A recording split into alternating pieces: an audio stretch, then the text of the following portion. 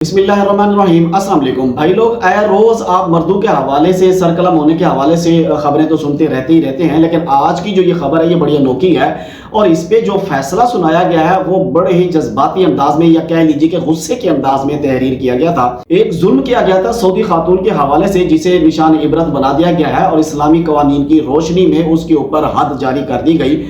اس نے جو کام کیا تھا اس کو نشان عبرت بنانا بہت ضروری تھا۔ قصہ کچھ اس طرح ہے کہ ایک خاتون زیحہ شمری بتایا جاتا ہے، جس کا نام یہ جزان والے علاقے کی طرف تھی۔ اس نے اپنے ہی خامد خالد شمری کو سوتے ہوئے قتل کر دیا، اور جب یہ خاتون نے کام کیا تو یہ پکڑی گئی، عدالت میں کیس چلا، عدالت نے اس کے اوپر جو اتنا سخت فیصلہ کیا، یعنی عموماً تو ایسا ہوتا ہے نا کہ بیچ میں کوئی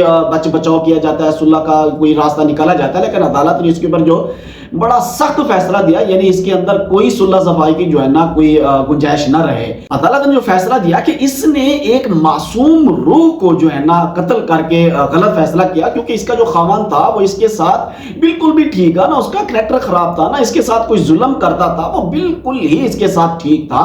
تو اس نے کیوں آخر اپنے خاوند کو مارا؟ آخر ایسی کون سی وجہ ہو سکتی ہے؟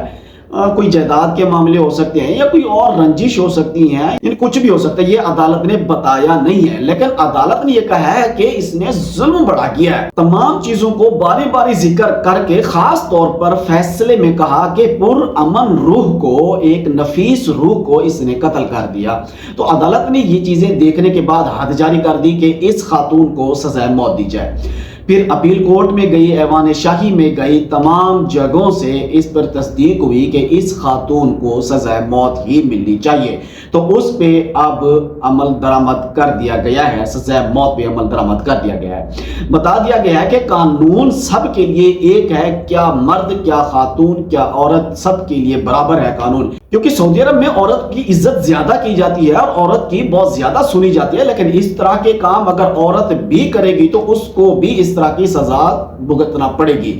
آپ ضرور کمنٹ کیجئے گا کہ یہ میاں بیوی کا جو رشتہ ہے، اس کے اندر خاص طور پر اگر کوئی اس طرح کا اقدام کرے،